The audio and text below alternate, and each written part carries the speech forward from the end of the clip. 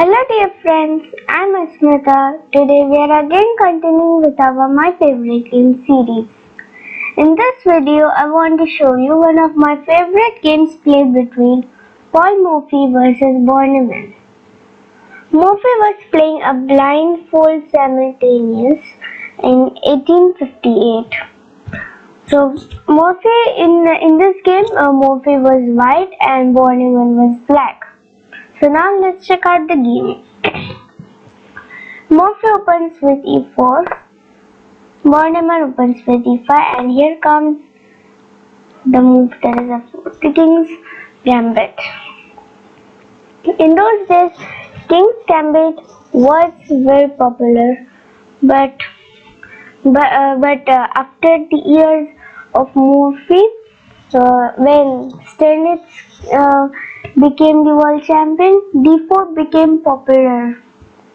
So however, after the move f4, bishop c5, and here comes the normal move, that is knight f3, and the threat of knight f3 is the obvious, that is knight into e5, and also defending a later on threat, that is queen h4 check. So now black went for another general move, that is d6. The idea of d6 is bishop g4 and also threatening the f4 pawn, as previously I said. So after d6, and here comes another general move, that is c3, and obviously threatening d4. And now the obvious move, that is bishop g4, pinning the knight. But even Murphy went for bishop c4. There is a doubt, a question for white is that why Murphy played the move that is bishop c4. He could even play the move that is bishop e2, trying to avoid the pin, and also the move that is d4. Why did he play the move that is bishop c4? As I marked the arrow here of castling, but the castling is not available, so that's why that's marked red, because the bishop on c5 is blocking the g1 square. So the reason of bishop c4 was that the classic double attack of queen b3, attacking the f7 pawn and also the b7 pawn. So however, knight f6, and Murphy immediately opens up the center by playing h into e5, bishop f3, and bishop f3 was a forced move. Black must take the knight, or else if being d5, white replies with bishop into f7 check and etc. King f7, knight into d5 check, and now there is a fork on the king and also on the bishop. So white can recover his piece by and also gaining a pawn. So bishop into f3, queen into f3, and now d into e5. And for Murphy in this portion, d4 is not possible, so not d5. d4 is not possible, so that's why he goes for d3. And obviously you must open up the diagonal for the dark square bishop, and also Murphy has option to play the move that is knight d2, and then maybe he can plan for castle on queen side. So after d3, knight c6 was played in the game, and now bishop g5, pinning the knight. So in this kind of position, generally h6 is the best move and also normal move. But another possible move is that a6, which was actually played in the game in order to threaten b5. And usually black in the starting have no usual plans except this a6 or x6. So knight d2 was played in the game, and now maybe Morphy can threaten for knight b3, attacking the bishop on c5, and another plan could be there is knight f1 and then knight g3, threatening the f5 square.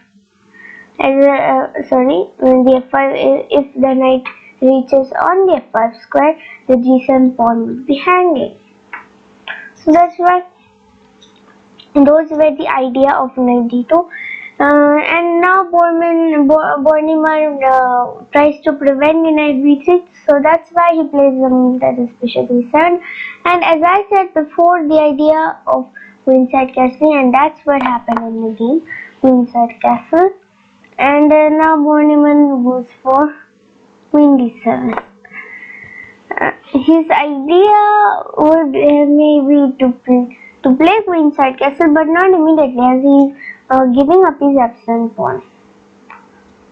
Queen d7 has a logic maybe of playing rook d8. So there are lots of logics behind queen d7, but it is hard to find the logic. So however, Morphy went for the plan number 2 of going knight f1, then knight e3 or g3. The story would be same, just to go on the f5 critical square, which can destroy some part of the black's king side. And this is a good move for the knight who comes to e3 or g3, and then white has a great advantage. So as I said before, the idea of queenside castle, and this is what happened in the game. In Bornemann castles on the queen side, and again another idea that I told you before of playing knight g3 or knight e3. So Morphy had two options. He played either of them. That is knight e3. Okay, what about bishop and f7? That's a free pawn on f7, right? But that is dangerous for white because of rook at f8. And now if the bishop moves, let's say like bishop b3, knight g4 is ready to play, and now black is winning because the queen is now under discover check. If the queen moves, then the bishop is lost with a check. So that's why it would be good to take the f7 pawn. So that's why Morphy played the move that is knight e3. And now here comes the another obvious move for black, usually in e4, that is h6.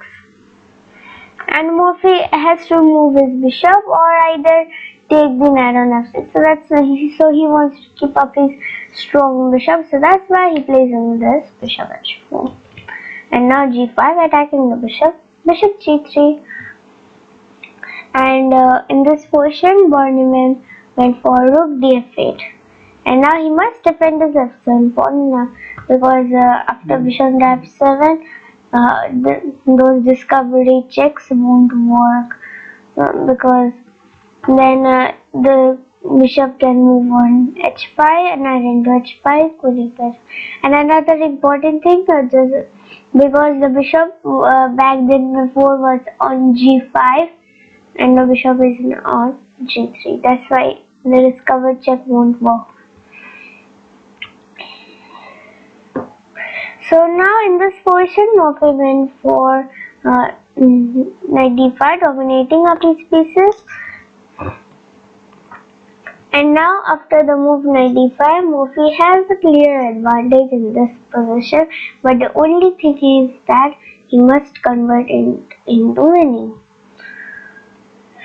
And here comes the move that is knight e8. Bornemann didn't want it to trade away his pieces, and another idea he made is that f5 or knight d6. And another thing is that he could not exchange the knight without losing his pawn. Because let me show you an example of that. If knight into d5, then e to d5, and let's say like if the knight moves on a5, bishop on d5, and the rook on h8 is under attack, and there's nothing to worry about the bishop on c4. It is well protected by the pawn on d3. So that's why exchanging the knight is losing. And here comes a remarkable move played by Morphy, that is d4, securing a free file for the queen's rook and also opening a diagonal for his queen's bishop to attack the king's position. There is a bad position in here. In black's camp, there is a bad position. The bad position is the king on c8 and also the queen on d7. Because even if the pawn on c7, if the pawn on c7 it gets captured, then after knight d6 check, now the black queen will be lost. So that's why maybe that was the plan of Morphy, because after e to d5, in this position Morphy can go for a tactics, that is bishop into c7, but he missed in the game, and actually e into d4 that happened in the game. And bishop to c7 also would have been a powerful reply, as a check would have been threatening to both the black and both the king and queen. But I don't think that he missed it. I think he made some more powerful. I think according to him, after seeing to d4, he calculated some other powerful line which even we cannot see. So, however, Bornemann went for bishop d8, immediately defending the c7 threat, or else he is losing lots of pieces. And a second reason I just make out that he made the move c into d4 and he didn't wanted to play the bishop to c7 because he wants his opponent's king and not his opponent's pieces. I mean, his main idea is to checkmate the black king. So after bishop d8, in this position, Morphy played the move that is rook h1. Step by step, he's bringing up his pieces, combining them, and then creating a combination on the board, and also a powerful sacrifice, which even his opponent could miss out. And although the bishop to c7 move, maybe he could miss out, and it is forgivable because he was playing the blindfold. And here Bornemann plays on that is knight d6, trying to turn in the c4 bishop, and Morphy played on that is bishop b3, not giving away his bishop. And after the bishop b3, knight b5 was played in the game. Maybe the idea of knight b5 is to threaten the d4 pawn. So Morphy immediately defends it by playing queen e3, and here comes a very unadvisable step, that is f5.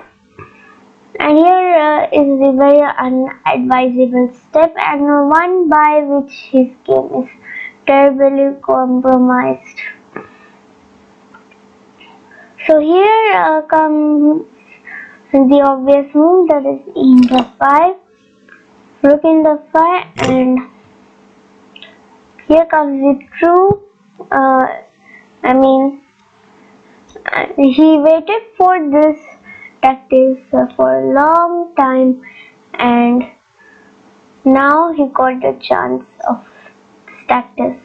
So in this position, I would like to request you find the very impressive tactics by Morphy, and also a very energetic one, forcing moves, and also an encouraging. So I would be happy if you get this move, that is knight b6 check. To me, this move was a bit simple, but although Morphy was playing a blindfold plus a simultaneous game, so to him knight b6 check is a wonderful move. So after knight b6 check, here comes a move that is seen to b6, and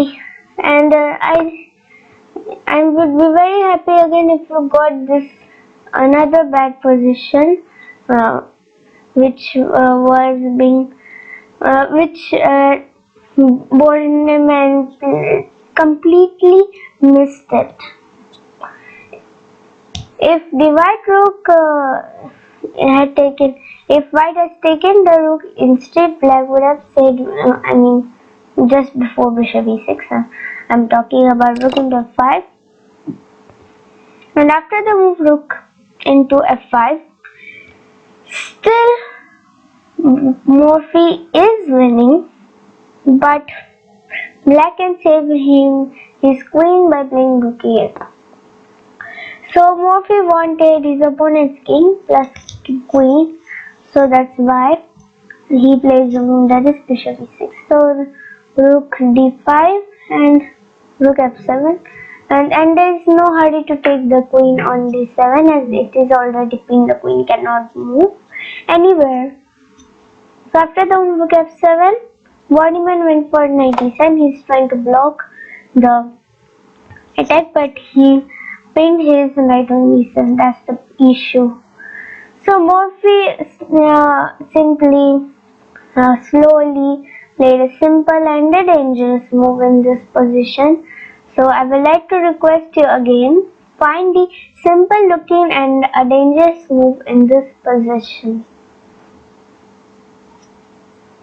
So congratulations to those who got the move, that is king d1.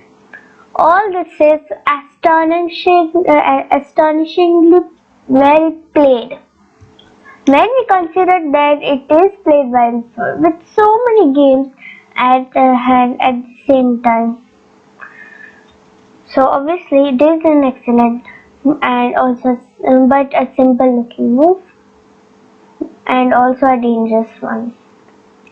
So after the move king b1, rook e8 was played in the game. Black is simply playing some kind of waiting move, as although he don't have any kind of move in this position, as Morphy showed everyone that how to zugzwang in the middle game.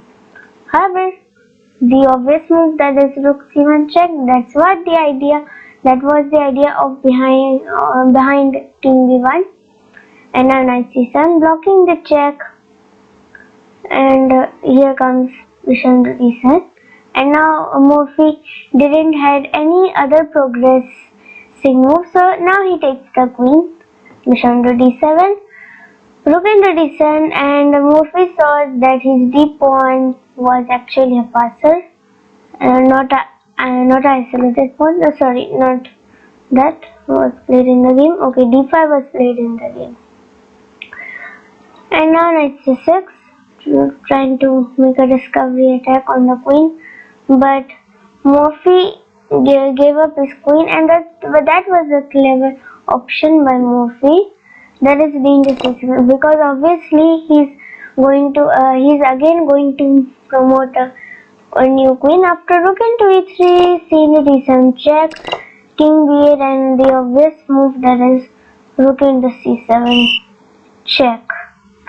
After bishop into c7 check, and now rook f8 check, rook e8, rook into e8 check, king 7, and now it's making 4. But another method to win was that d8 is equal to queen. Both of them were same. So that's why Borneman resigned the game. And thank you. That's all for this video, and I hope so you liked this game, and also I learned a lot from this game. Thank you, and also as usual, don't forget to click the subscribe button and the bell icon below the video. Thank you and have a nice day.